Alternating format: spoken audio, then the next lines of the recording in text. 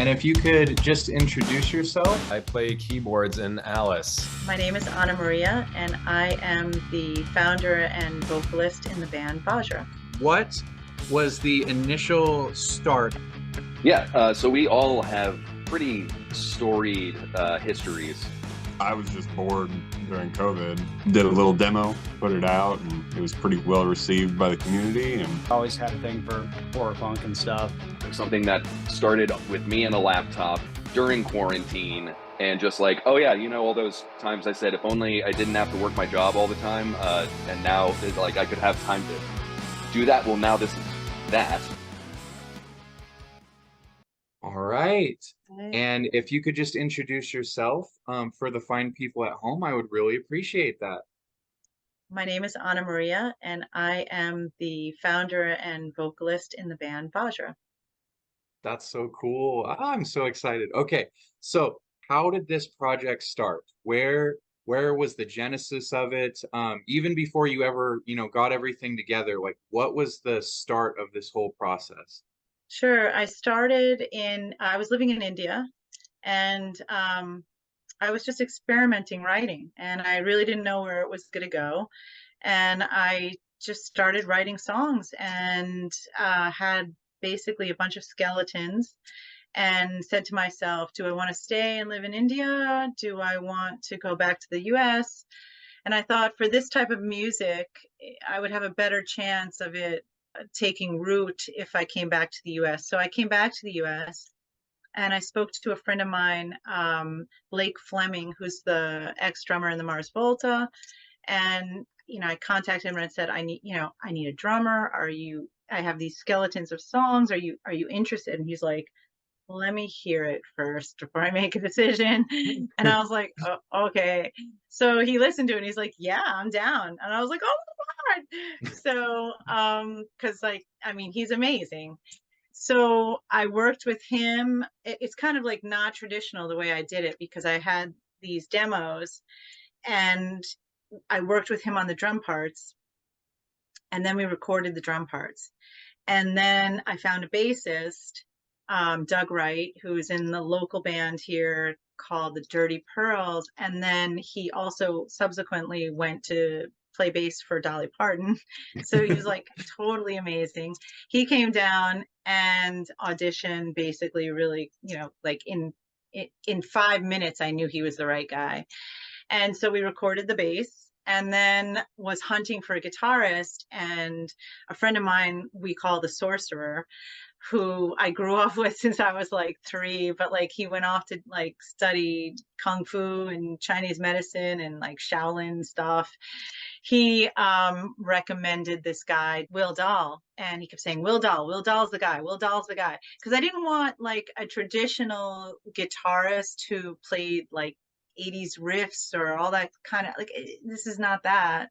And I wasn't into solos, like normal guitar solo stuff. I mean, when I started this project, and it was like, I'm writing in 2010, I think we recorded in 2011. So, and got done in 2011 and then released in 2012, the first album. So it was like, none of this was happening with prog kind of rock metal and female vocals over it.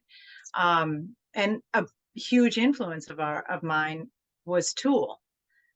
So I thought Tool in a perfect circle with female vocals would be really cool. And of course now it's like happening, but back then it wasn't happening. People were like, that's kind of cool, I guess. I'm not really sure. And they're like, prog, you're into prog. And I'm like, ugh. So the only person that came to mind that could really play that and non-traditional kind of guitar stuff was Will Dahl. So Will came in, and everybody was just playing just for the album. We didn't even think it was going to go anywhere else except for that. It was just a studio project. And then it was done, and no one knew what it was going to sound like, right? Because drums were recorded, that was done.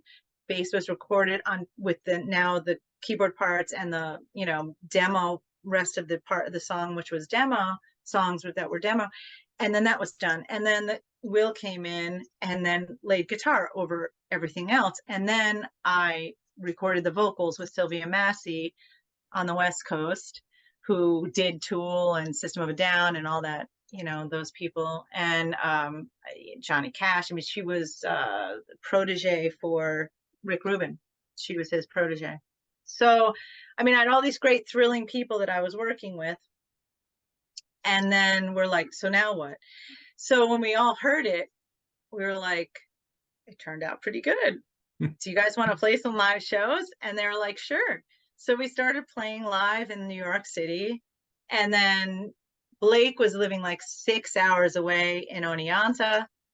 And he's like, listen, I can't. I was like, I think we should play more shows and continue. He's like, I can't. You know, he had just had a child and he was just married. So he's like, but I have a friend, I have a student of mine that might be interested. So then we continued. And then eventually, you know, lineups changed, time commitments happening, no one's making any money. And eventually Dave Sussman came on board, who I'd met in the local New York scene, and he was playing with Bile. And I'm not sure if you know, Bile was like this huge. It was an underground, and it's still existing, but in a different form. But underground industrial rock metal kind of project. Okay. And still when we're touring, when Vajra is touring in the Midwest, and they're like, oh my god, that's Dave Sussman from Bio. So like he still recognizes it. It was underground, but it was very well known. So we were friends, and I said, you know, I need a guitarist. And he's like, I'm interested. And I was like, oh my god, Dave Sussman, what? So then Dave came on board, and we were kind of cycling through different players at the time, until we get to the existing lineup now, which is Jimmy DeMarco on drums, Dave Sussman on guitar, and we have John Heaney on bass. Long-winded answer to your question, but it all started in India, in my bedroom, basically on my bed, because that was the only room that had AC. And here we are. That's so cool. No, I mean, I like just listening, going through like the whole story with you, like that's quite a journey from where you were to where you are now. And I don't know, I think it's really cool the getting to hear and see those little details in the story. Sometimes it's easy to kind of like skip over and go to like, you know, straight to like, oh, we did this and this and this and this. But like, no, that's why I specifically asked it, because sometimes, you know, just having that moment and that idea, right? Like you were saying, you were living in India and you were starting, you know, to write this music and stuff, and you were really feeling it, and you felt like that pull to come back, and then it just worked out the way it did. I really think that's cool. So Thanks. It was a lot of you know, I was doing a lot of introspection when I was there. I was acting, I did a feature film, I was teaching Bollywood dance, and I was like, what do I want to do? And I just kept whittling it down, whittling it down, and whittling it down until it was like, I need to do this right now. And and then once you listen, first of all, once you have the dialogue, you have to listen. And the universe will tell you what to do. And then you just go, you know, and that's what I did. that's so cool. That's awesome. So with that in mind, what really like I know you mentioned that you lived in India, and that part of that it has to have seeped into like your influences in your music, like just being around that all the time. What I'm curious about is like what musical influences, whether from, you know, India or whether from here in the US, would you say, I know you mentioned Tool and A Perfect Circle, but what other influences would you say really kind of seeped into you when you were developing this project? Yeah, sure. It was definitely Tool, Perfect Circle, Swans, believe it or not. I remember sitting on my bed and watching, I think, Holy Money, Holy, like just over and over, like, holy shit, there's two drum kits on the stage. It's so raw. So that was when I distinctly remember that when I was writing Inside the Flame. Inside the Flame was meant to be one of the simplest songs and turned out to be the most complicated. So that's had a bunch of different like iterations. Tori Amos is a huge influence. Classical Hindustani music is a huge influence. You can hear that in the rhythms and the instrumentation. We have tabla all throughout Pleroma. I mean, Deftones is a huge influence. I mean, off the top of my head, it's like, oh my God, there's so many influences. There's influences that are musical, and then there's influences that are non-musical. I mean, there are films that are influences. There are directors that are influences. David Lynch is an influence. So when I was watching Mulholland Drive, one of the interludes in called India was highly influenced by Mulholland Drive. So it could be a leaf falling from the tree, and the rhythm and the shape that it casts as it's falling down can be a rhythm to a song. So it's just a lot of different stuff that comes from every day. I can hear a train go by and the rhythm of the or some scary like subway sound from up over above. And Dave and I, at one point I was like, holy shit, that's so freaky. We got to do something with that. So it's just random stuff, just random. I totally relate to what you're saying. Like, you never know where you're going to be or what you're going to be experiencing. And if you really open yourself up to it, like you're saying about the leaf or the train, you can kind of see and hear that. I work at a factory in my day job, and I am constantly hearing mechanical rhythms and beats and pulses, and it's just over and over and over again kind of drills into me, like that kind of rhythm and feel. And like hearing that, I can definitely relate to what you're saying and how it would influence your music. How do you start with the songwriting process, instrumentally speaking?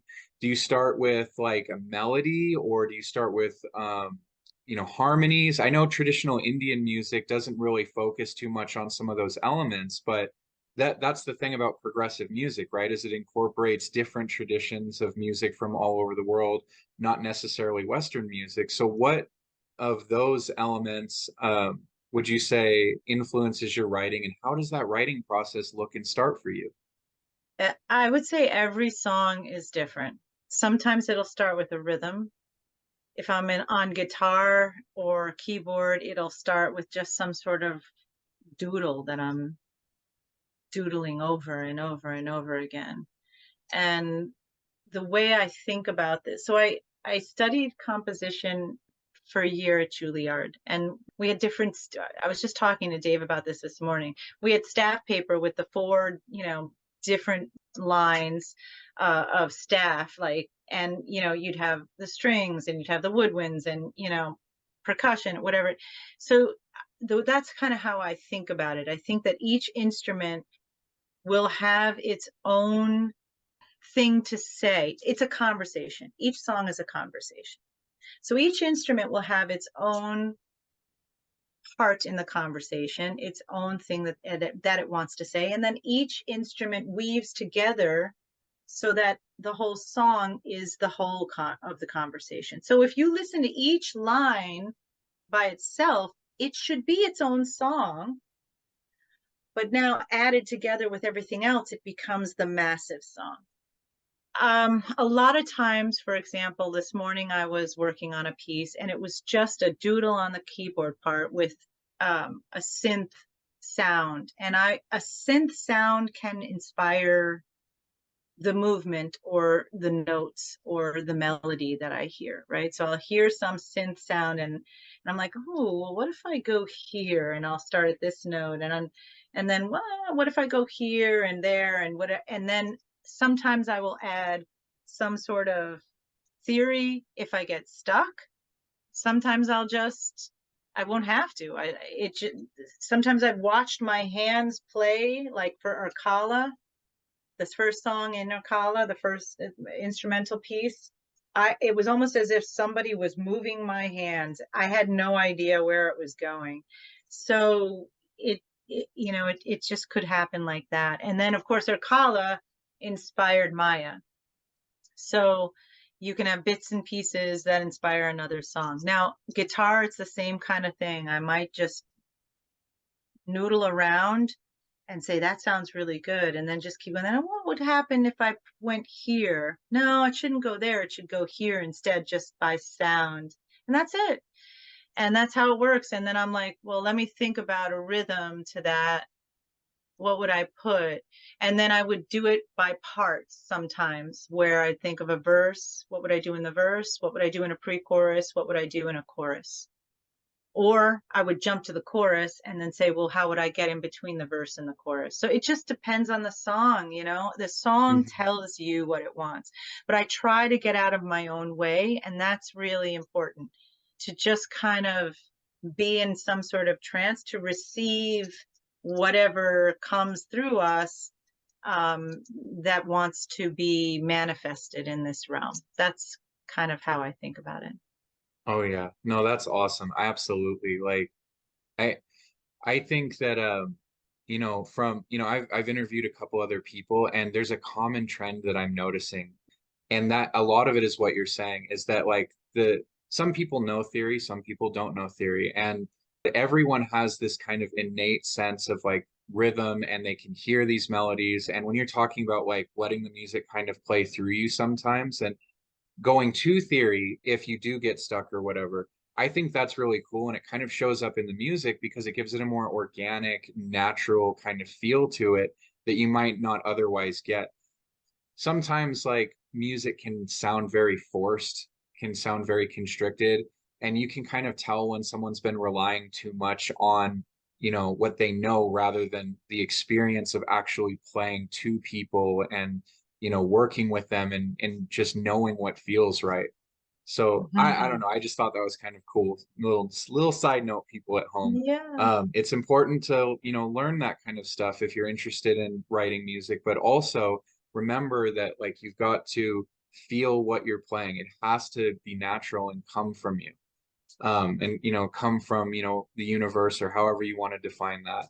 So on that same kind of vein though, how does the like lyric and melody process go for you? I mean, obviously it's probably a little bit similar, but the thing about lyrics and melody that I find distinct from, say, writing, you know, the rest of composition is that that's a very personal thing, right? So that's like your instrument, your voice coming out and writing these lines. And so that, from, you know, from my experience and from talking with other people, it seems to be like a surprisingly hard thing to do because you're also singing, but you're also telling a story, and it has to feel authentic. So what's that look like for you?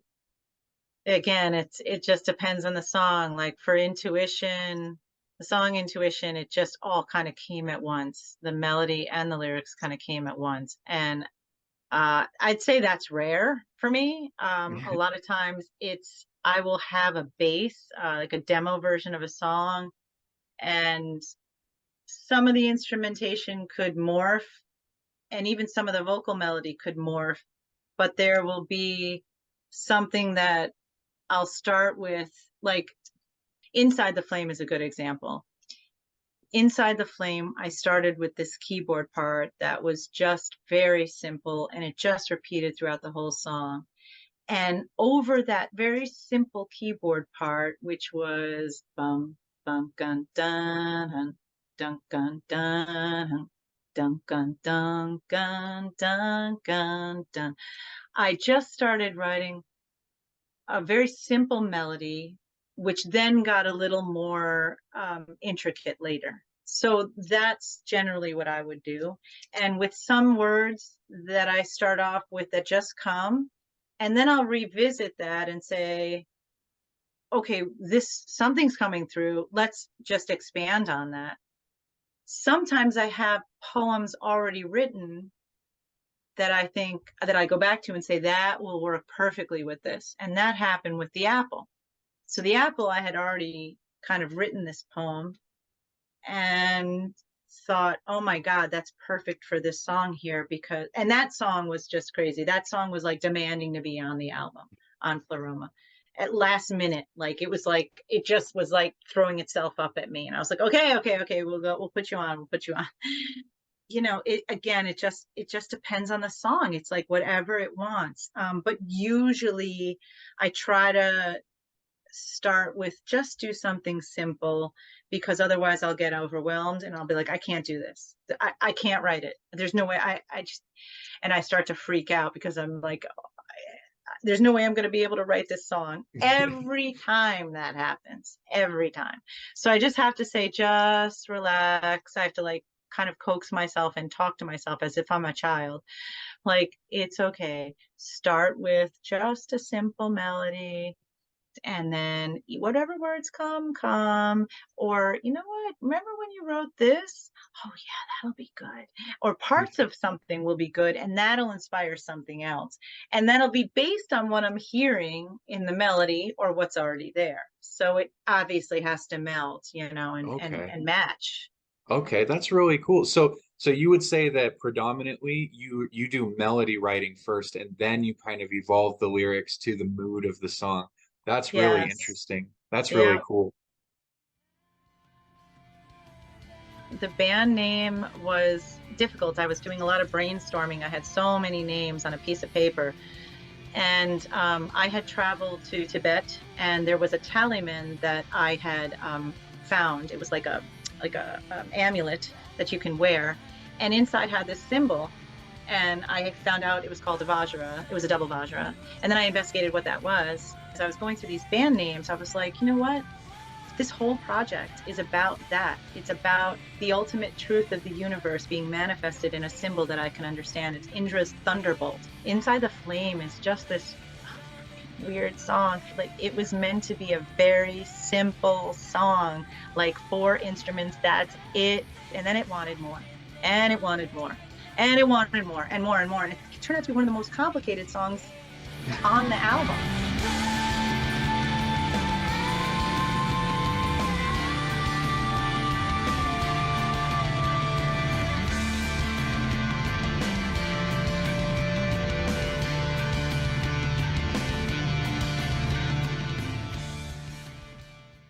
I'm gonna slam into it like a train, I guess, because I'm not very good at segues, people at home, as you've come to learn.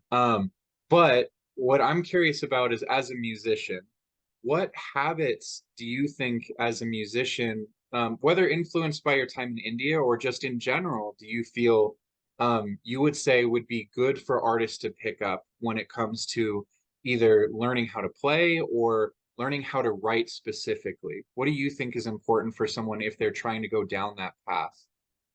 Probably the most important thing that I can think of that just jumps at me is spending time on your instrument or on your craft.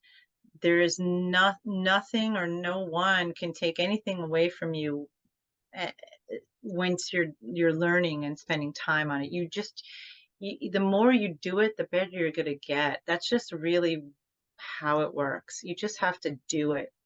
You're not going to, in theory, get better. You're only going to get better by doing it. And it's like a muscle.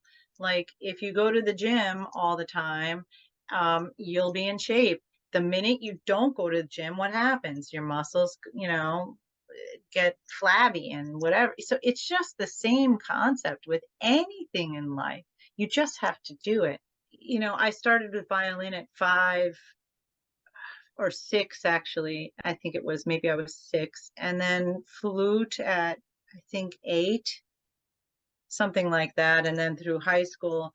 And now I dabble with the flute on stage and stuff like that, but I play way shittier now than I played when I was a kid, because when I was a kid, I was doing it all the time. But also, once you pick up one instrument, it makes it much easier to pick up another instrument, I think. And so if you can experiment with other instruments, I think it gives you more insight as to the capabilities of what you're able to write, what you're able to hear in your head when you're crafting something. Ear training is also very important. I know that there's some classes at Julia are just on ear training, just listening and hearing things in certain ways, and isolating instrumentation or isolating rhythms, or isolating 2 instruments together and how do they work together, and all that. So I mean, I think that's also equally important, just listening and hearing what other people do, which will inspire something in your own writing, and your own craft. I think also for lyrics, it would be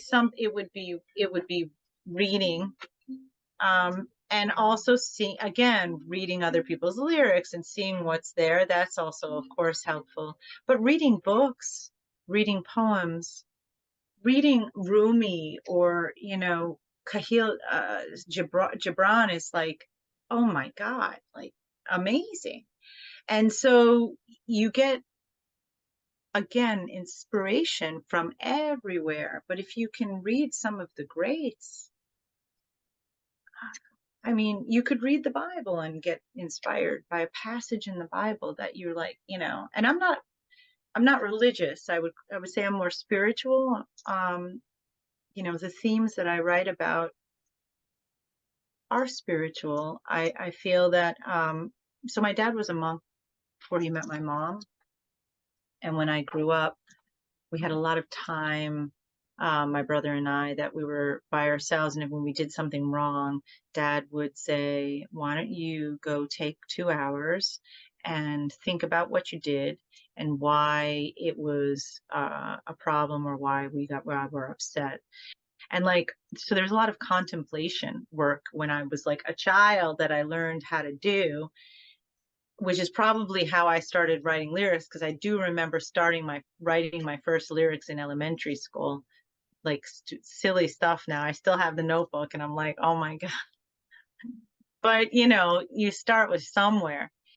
And so the themes that I write about are still along like those lines. It's contemplating myself, the world around me, what's really happening, what am I really feeling, what's the metaphor in the world, because everything, the way I see it, everything is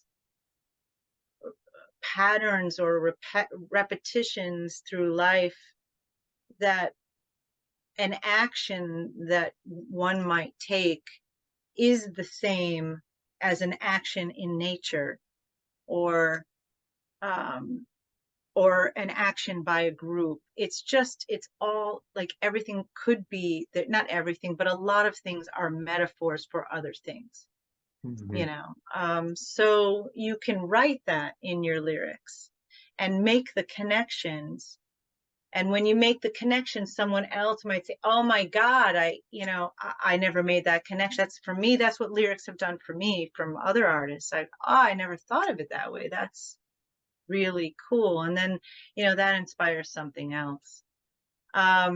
So that's the inspiration. To take it a little bit back to your original question of what do you do as a musician? What would make you better? Just experiencing as much as you can experience and making those connections, also actively trying to make those connections. I think that as artists, so you can be a musician, there's two different things. You can just be a musician, and that's cool, and be really great and proficient on your instrument, be really great and proficient at writing, be really great and proficient at singing your instrument. But you can also create, and creating is putting yourself in a space where you are a vessel. And contemplating, I think, is very helpful. Meditating is very helpful. Yoga is very helpful. Running is very helpful for me. It could be painting. It could be a number of things. You could be working on a car. It could be anything. Something that takes you out of your mind, and that where you just kind of empty. And when you empty, there's space for a connection to what I call spirit, or the netherworld, where you'll get an insight that will help guide you through whatever your experience is. So if you're writing a song, it's the same thing. That's the space where you're open to hearing what's there, and then you can manifest it into the material realm. So as an artist, I think that we all do that. I think everyone is capable of doing it. You just have to make time to do that. And it's very difficult to do when you have a lot of commitments in your life. But carving out that time is so important. just for your own well-being, but also as an artist. I think it's very difficult for me to write and to connect and to do these things if I'm not taking the time to do that for myself. Absolutely. Yeah. No, I honestly, what you said was, it was really beautiful and kind of touched me. There is a piece of wisdom that my father gave me, and it sticks with me. And what you're saying is kind of along the same lines. He took me outside one day, and it was, fall, and we were watching the leaves fall out of the trees, and we were looking at it, and I remember distinctly him telling me, if you look at that tree, those leaves are dying. And he was explaining to me, if you are not growing, you are dying. When you were talking about going to the gym, otherwise, your musical abilities will atrophy or things like that. And when you were talking about those rhythms and those patterns and things like that, I kept getting brought back to that same kind of idea of, if you're not growing in some way, if you're not adapting and changing, if you're not going with the environment that you're in and adapting to it, then you'll encounter a lot of either atrophy, whether that's spiritually, or whether that's in the skill set, or whether that's in your mental health or whatever. Just the ability to keep pushing forward and going like that, and being flexible with the situation, but embracing what's coming at you at the same time and accepting it. And like you were also saying, really thinking about what you're experiencing and writing it down. Because when you do that, people at home, when you write that, stuff down, you are living that experience. When you write it down and when you share it with other people, you are connecting with them on a level that is hard to explain unless you've done it. Now, I'm sure most people have had a song that just really hits them and really feels very powerful, very relatable.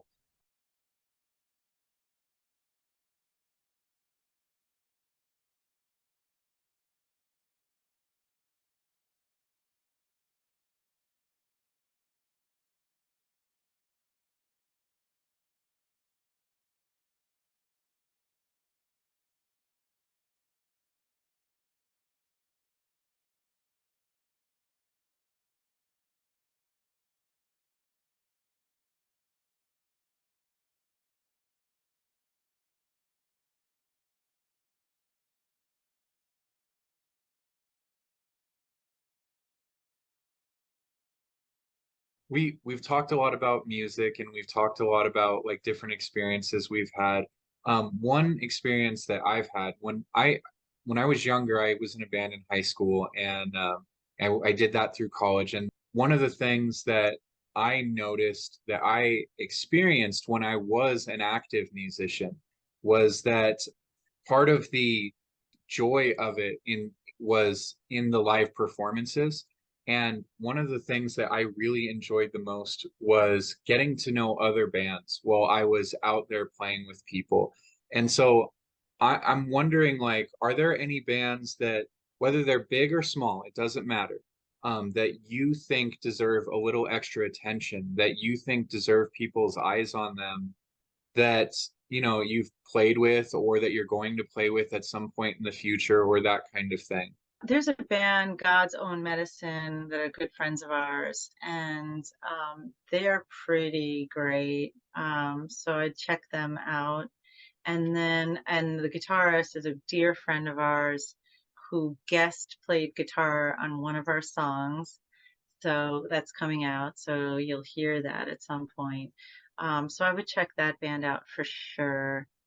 There is a woman, and her name is escaping me now, but Dave and I went to see her at, oh, her name is Lingua Ignata, and she is amazeballs. She had such a powerful performance. I felt like I was going to pass out at one point in the show. Oh, So yeah, she's intense. So I would check her out too. So those two really come to mind. we're coming to a close, and I want to say thank you so much for coming on our show. It's our first season, and we really appreciate having you. Before we go though, I want to give a shout out. people in the audience. I do this most episodes, and but Vajra actually has a band camp. And on Friday right now at band camp, they have a deal where the artists get paid. I believe it's the full amount on Fridays, for Yeah. if you download or buy, something from them. And while artists do create for the love of the art, it is still really important that we make sure that as fans, we support them, not just through streaming, although you should definitely do that. But if you can support them financially by going and purchasing their albums, whether it's a physical or a digital copy, I know that a lot of artists would really appreciate that because, they do it for love, but at the same time, like, the ability for them to do that is hindered by the world that we live in. And the world that we live in requires that they've got bills to pay. They've got, touring expenses. If you want to see them live, they need to have the gas money to get there. Buying merchandise and buying these things really helps artists maintain themselves so that they can produce new art and move forward. So I would highly encourage you to go and check out their Bandcamp. And I believe you told me earlier it was at Vajra official Bandcamp, right? Yes. Okay, Yes. so go check that out. Make sure if you can afford to do it, please go and buy some of their music if you like it. I know you will. It's awesome. Just go give it a shot if you haven't heard it. If you have, you already know what I'm talking about. And if you haven't bought it and you know who they are, come on, make the effort, go over there, help them out, go buy the stuff. And that's all I have to say about that. Do you have any socials you want to shout out or anything potentially coming up? Sure, like all the links and everything, all the news, everything is on our website, and it's just www.vajraofficial.com. And Vajra is spelled V as in Victor, Ajra. So it's vajraofficial.com. Everything's there. The Bandcamp link is there as well. Well, hey, again, last time I'm going to say it. Thank you so much for being on. I really Thank appreciate you. it. And Thank you for to the having people me. at home, to the people at home, thank you guys for showing up and watching these episodes. It means the world to me. And I know that it helps these bands. We draw a little bit of attention to them and we bring our eyes over that way. And I really appreciate all of you guys. So thank you so much as well. All right. Have a good night. Thanks for having me. Thank you. Bye-bye. All right. Thank you so much for staying to the end of the episode. I really appreciate it. My name is William Hamilton, and I've been the host of this episode of Heartfelt Horror here on the Heartfelt Horror Media Network channel. We really do appreciate you guys staying to the end of these videos. While you're here, if you wouldn't mind leaving a like on the video, subscribing to our channel, leaving a comment down below, these little things really do go a long way to helping us, get our name out there and get our show out into the algorithm so other people like you can find us. So if you wouldn't mind doing that, we'd really appreciate it. Also, if you're looking for other ways to support the show, we have a Patreon. The link for that is going to be down here. You can copy that into the search bar and you'll find our page. Our Patreon is for $5 a month. For $5 a month, you're going to be able to help us buy all sorts of new equipment. You're going to help us be able to save up for different kind of developmental processes that we're going to be using to bring you new and different kinds of content besides these interviews. So if that sounds like something that interests you, please consider it. Again, it'll be $5 and the link to the Patreon is going to be down there below. So thank you so much for your time and have a nice day. Bye.